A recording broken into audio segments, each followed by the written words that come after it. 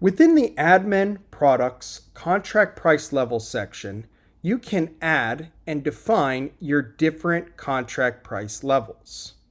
Understand that the first level is going to be the default level, and that is what every customer is going to be on when they are initially added as a customer. Look at it this way: nobody is special until we say they are. So once you define your contract price levels, you can then go into the supplier product markup and use a different product markup if you would like on the different contract levels.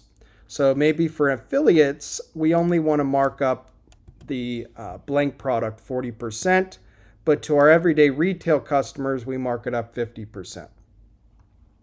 The contract price level will also influence the decoration process price. So for any of our decoration processes, we can create multiple price tables.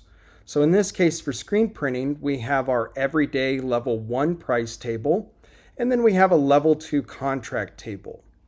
Down here at the bottom of the decoration section, we have decoration pricing, which is where we can select each contract price level and then define which table we want to use by default.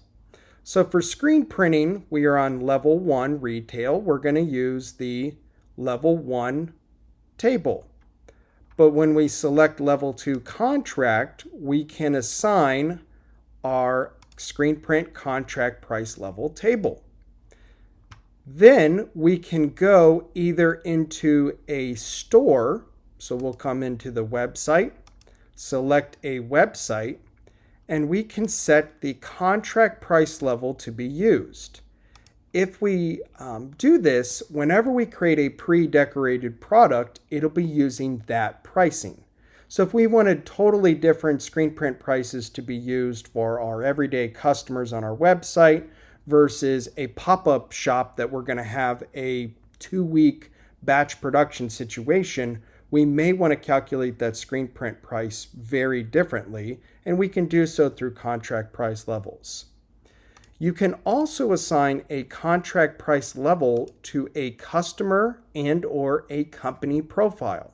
So if you come into Business Hub, you can select a customer or a company, and within that customer's profile, you can come into the Edit Account Details and define what contract price level you want to use.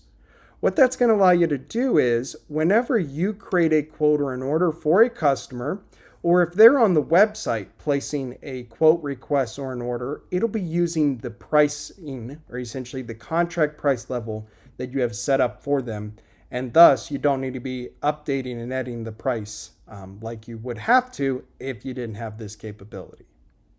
Hopefully you find this video helpful, and thank you for watching.